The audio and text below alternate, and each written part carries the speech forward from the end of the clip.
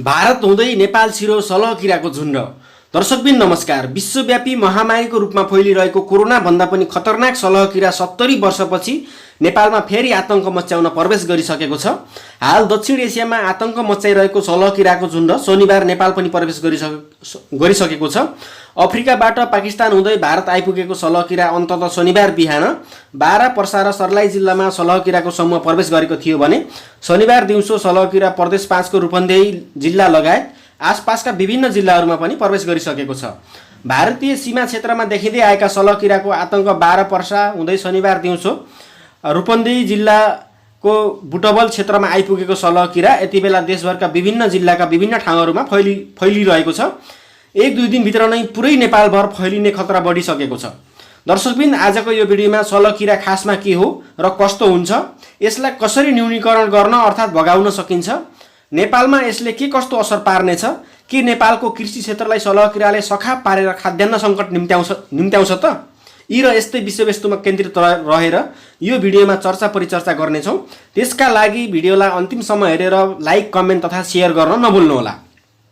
नेपाल प्रवेश गरेका सलह किरा दिनभरि उड्ने र रात परेपछि रुख तथा जमिनमा बस्ने गरेको बताइएको छ।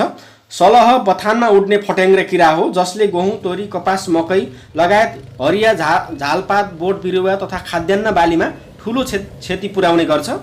पूर्वी अफ्रिकाबाट सुरु भएको सलह किराको प्रकोप मध्यपूर्व हुँदै केही साता अघि पाकिस्तान र भारत आइपुगेको थियो जसले अन्नबालीमा ठुलो क्षति पुर्याएको छ।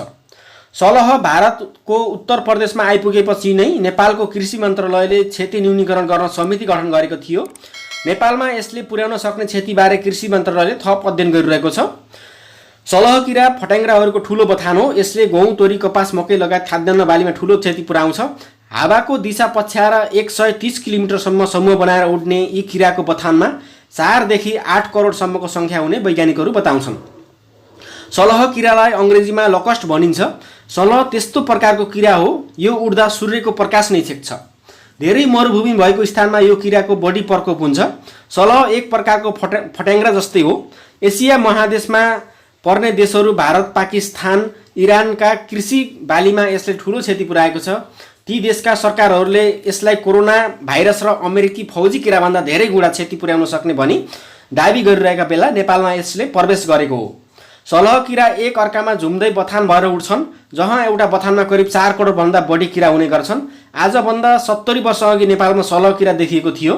सलह किराले कुनै निश्चित बाली खाने भन्ने हुँदैन। यी किराले जहाँ हरियाली देख्छन् त्यहीँ खाइदिन्छन्। जुन सिजनको बाली छ त्यही सिजनको बालीलाई सखाप पार्छन्। कतिपय किराहरू निश्चित अन्नमा मात्रै लाग्छन्, तर सलह किरा यस्तो प्रकारको किरा हो जसले हरियो बाली देख्नै हुँदैन। विश्वमा कोरोना भाइरसको महामारी अघि बाली नष्ट गर्ने सलह किरा अफ्रिकी मुलुकहरूमा देखा परेको थियो। अफ्रिकाका विभिन्न देशहरूमा हजारौँ हेक्टरको बाली नष्ट गरेर रसियातिर लागेको सलह किरा रसियाबाट चीन पुगेको थियो। पछिल्लो समय पाकिस्तान र भारतमा आतंक फैलाइरहेको सलह अन्ततः नेपालमा पनि प्रवेश गरेको छ। सुरुमा अफ्रिकी मुलुकहरूमा देखिएको सलह किरा Ethiopia, Kenya, Somalia, Tanzania, Uganda जस्ता राष्ट्रहरूमा धानबाली नष्ट गर्दै चीन प्रवेश गरेको थियो। चीनपछि सो किराको समूह रसिया प्रवेश गर्दा त्यहाँको धानबाली नै नष्ट गरेको थियो। त्यहाँ घर घरमा प्रवेश गर्दा सर्वसाधारणको दैनिकी समेत प्रभावित बनेको थियो। अहिले सो किराको समूह पाकिस्तान र भारत हुँदै नेपाल प्रवेश गरेको छ। अमेरिकी फौजी किराभन्दा कयौँ गुणा क्षति गर्न सक्ने सलह किराको समूह विश्वका कयौँ राष्ट्रहरूमा प्रवेश गर्ने क्रममा रहेको छ, जुन चुनौतीका रूपमा देखिएको छ। संयुक्त राष्ट्रसङ्घको कृषि तथा खाद्य सङ्गठनले सलहलाई प्लेगको संज्ञा दिएको छ। यो किराको समूहलाई नियन्त्रणमा लिन विश्वका थुप्रै राष्ट्रहरूले उपाय अपनाए पनि सफल भने हुन सकेका छैनन्। 60 वर्ष अघि पनि देखा परेको सलहले विश्वका विभिन्न देशमा लाखौँ हेक्टर बालीनाली नष्ट गरेको थियो। भारतमा भने 26 वर्ष अघि आएको बताइन्छ। भारत र पाकिस्तानले पनि एक अर्काको समन्वयमा सलहलाई नियन्त्रण गर्ने प्रयास जारी राखेका छन्। सलह नियन्त्रणका लागि प्रविधि र सूचनाको आदान प्रदान गर्ने गरिएको छ। यो किराको समूह लाखौँ करोडौँको सङ्ख्यामा हुने र यसले सम्पूर्ण हरिया वनस्पतिहरू छोटो समयमा नै नष्ट गर्ने क्षमता राख्दछ र यो किरा एक दिनमा लगभग 130 किलोमिटरसम्म हुल बनाएर उड्ने गर्छ। यद्यपि मानिसलाई भने यसले टोक्ने गरेको छैन। यही गतिमा हिँड्दा नेपालको पूर्वी भागबाट पसेको सलह 3 देखि 4 दिनमा पश्चिम भागसम्म पुग्छ। दक्षिण तराईको भागबाट 3 दिनमा देशको उत्तरी सीमामा पार गर्न सक्ने देखिन्छ। यसबाट यो किराको कृषि बालीमा क्षति गर्न सक्ने क्षमताको आकलन गर्न सकिन्छ।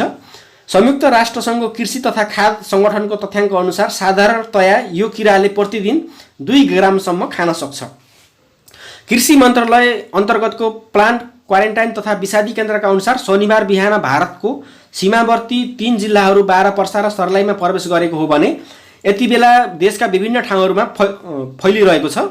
यसअघि भारतमा सलह किरा ठुलो समूहमा भित्रिए पनि नेपालमा यसको प्रवेश तत्कालै टरेको बताइएको थियो। तर शनिबार भारतीय भूमि हुँदै उक्त किरा बाराको डुमरबान, पर्साको पर्सागढी र सर्लाहीको नवलपुर, रूपन्देहीको बुटवल लगायतका क्षेत्रमा प्रवेश गरिसकेको छ। प्लान्ट क्वारेन्टाइन तथा विषादी केन्द्रले नेपाल प्रवेश गरेको सलहबारे अनुसन्धान गरिने बताएको छ। नेपालमा कति सङ्ख्यामा प्रवेश गरेर कुन प्रजातिको सलह हो भन्ने बारेमा अनुसन्धान गर्न विज्ञहरू समेत पठाइएको बताइएको छ। भारतबाट बिहान 8 बजेतिर प्रवेश गरेका ती सलहहरू रुखहरूमा बसेको बताइएको छ। अफ्रिकी मुलुकबाट अरबियन देश हुँदै एसियाको इरान, अफगानिस्तान, पाकिस्तान र भारतसम्म आइपुगेको सलह किरा जस्तै देखिने फट्याङ्ग्राको एक प्रजाति बारा जिल्लामा पहिलो पटक प्रवेश गरेको थियो भने अहिले देशभरका विभिन्न जिल्लाहरूमा फैलिरहेको छ।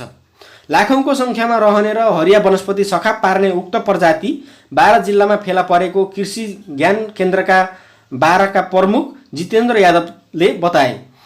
सङ्घ सरकार अन्तर्गतको कृषि मन्त्रालय प्रकोप समितिका संयोजक सहदेव हुमागाईले यसको पुष्टि गरेको उनले जानकारी दिएका छन्। किसानहरूले ठुलो सङ्ख्यामा किराहरू देखेको गुनासो गरेपछि ज्ञान केन्द्रका प्रमुख यादवले उक्त प्रजातिको तस्बिरसहित प्रकोप समितिमा जानकारी गराएका थिए। तस्बिरका आधारमा बारामा भेटिएको फट्याङ्ग्रा सलह नै भए पनि कुन प्रजातिको हो भन्ने यकिन भइ नसकेको ज्ञान केन्द्रका प्रमुख यादवले बताए। हाल जिल्लाको जितपुर, सिमरा उपमहानगरपालिका तथा निजगढ नगरपालिकाका किसानले यस्तो प्रजाति देखिएको बताएका छन्। नेपालमा यो किराले बाली नाली नष्ट गर्ने भए पनि यसको उत्पादन र वृद्धि हुने सम्भावना कम रहेको ज्ञान केन्द्र प्रमुख यादवको भनाइ छ। यो किराको उत्पादन र वृद्धि मरुभूमिमा हुने भएकाले नेपालमा प्रभाव लामो समय नरहने आकलन गरिएको उनले बताएका छन्। सलहको प्रकोप देखिएका स्थानमा कुनै पनि किरा मार्ने औषधि प्रयोग गर्न सकिने यादवको भनाइ छ। यद्यपि किरा अग्लो स्थान रुखहरूमा बस्ने भएकाले हेलिकप्टर वा ड्रोनको प्रयोगबाट मात्रै औषधि छर्न सकिन्छ।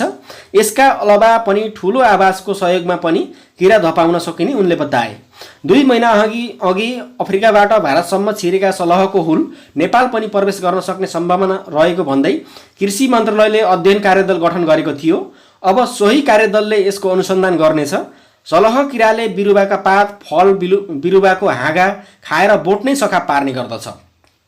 सलहको हुलले एक दिनमा 150 किलोमिटरको दूरी पार गर्ने क्षमता राख्ने विज्ञहरू बताउँछन्। प्रदेश नम्बर 5 को सरकारले सलह किरा प्रति किलो 20 रुपैयाँमा किन्ने बताएको छ। सलह किरा जम्मा पार्ने जो कोहीबाट प्रति किलो 20 रुपैयाँको दरमा किन्ने निर्णय भएको प्रदेश 5 भूमि व्यवस्था तथा कृषि तथा सहकारी मन्त्रालयले जनाएको छ। सलह किरा दिउँसोमा मात्र हिँड्ने भन्दै रातिमा समात्न सकिने पनि सो मन्त्रालयले जनाएको छ। मौसम पूर्वानुमान महाशाखाले जनाएअनुसार हावा उत्तरतर्फ गइरहेकोले सलह किरा पनि बुटवल हुँदै पाल्पा र गुल्मीसम्म पुग्न सक्ने अनुमान गरिएको मन्त्रालयले जनाएको छ। सलह किरा हावाको बहावसँगै आएको र अब पश्चिमतर्फ हावा लाग्ने भएकोले दाङ, बाँके लगायतका जिल्लामा पुग्ने अनुमान गरिएको मन्त्रालयले जनाएको छ। नेपालमा सलह किरा प्रवेशसँगै आगामी वर्ष अनिकाल पर्ने अनुमान गरिन लागेको छ। खेतीपातीको सुरुवाती अवस्था रहेको नेपालका अधिकांश क्षेत्रका खेतमा धानको बिउ रहेको अवस्था छ। नेपालको तराई भेगबाट प्रवेश गरेको सलह देशका विभिन्न स्थानहरूमा देखिएका छन्। विश्वभर करोडभन्दा बढी मानिसमा देखिएको कोरोनाले नेपालको 77वटै जिल्लामा सङ्क्रमण देखिएको दिनमा नै सलह किरा प्रवेश गरेको छ। विशेष गरी रूपन्देही, सर्लाही लगायतका क्षेत्रमा पहिलोपटक देखिएको सलह साँझसम्म पाल्पा, कास्की, गुल्मी, मकवानपुर, सिन्धुली लगायतका पहाडी जिल्लाहरूमा सम्म देखिन पुगेको छ। त्यस्तै सलह किराको एक समूह पाल्पा र स्याङ्जाको सिमाना रामदीबाट गण्डकी बेसी हुँदै पूर्वतिर उडेको देखिएको पनि स्थानीयहरूले बताएका छन्। करोडका सङ्ख्यामा समूह बनाएर फट्याङ्ग्रा प्रजातिको यस किराले विशेष गरी हरिया पातहरूलाई सखा बनाउने गर्दछ। असारको दोस्रो साता देशभर अधिकांश खेतहरूमा धानको बिउ रहेको अवस्था छ। यही परिवेशमा नेपाल भित्रिएको सलहका कारण धानको बिउमा सलह किरा पुगेसँगै धान रोप्न नपाइने भएको र रोपिसकेको धानमा पनि सलह बसेको खण्डमा केही पनि बाँकी नराख्ने गर्दछ। त्यस्तै देशभर अहिलेको समयमा मकै पाक्ने सिजन सुरु भएको छ, जसका कारण कलिलो मकैका बोटमा सलह बसेमा चाहिँ मकै पनि नष्ट हुने जनाइएको छ। छिमेकी पाकिस्तान र भारतमा फैलिएको सलह नेपालमा आउने कृषि मन्त्रालयको अध्ययन टोलीले दाबी गरेको थियो। तर मनसुन सुरु भए लगत्तै नेपालमा प्रवेश मात्र गरेन। एकै दिनमा बारा, पर्सा, रौतहट, सर्लाही, रूपन्देही, मकवानपुर, सिन्धुली, काभ्रे र पाल्पामा सलहको झुन्ड भेटिएको छ। सलहको हुल्ली एक दिनमा 130 देखि 150 किलोमिटरको दूरी पार गर्ने जनाइएको छ। त्यस्तै सलह किरा दिनभर उड्छ र रातभर बास बस्छ। सलहको ठुलो झुन्डले बास बसेको ठाउँमा एकै रातमा 35,000 मानिसको खाना बराबरको बाली नाली नोक्सान गर्छ। दर्शकबिन, यो भिडियो अन्तिमसम्म हेरिसकेपछि यो भिडियोलाई धेरैभन्दा धेरै सेयर गर्नुहोला र भिडियोलाई लाइक गर्नु नभुल्नुहोला। तपाईहरू हाम्रो च्यानलमा नयाँ हुनुहुन्छ भने र अहिलेसम्म हाम्रो च्यानललाई सब्स्क्राइब गर्नुभएको छैन भने आगामी दिनमा नयाँ भिडियो हेर्नको लागि हाम्रो च्यानललाई सब्स्क्राइब गरेर नजिकै रहेको घन्टी अर्थात् बेल आइकनलाई दबाउन नभुल्नुहोला।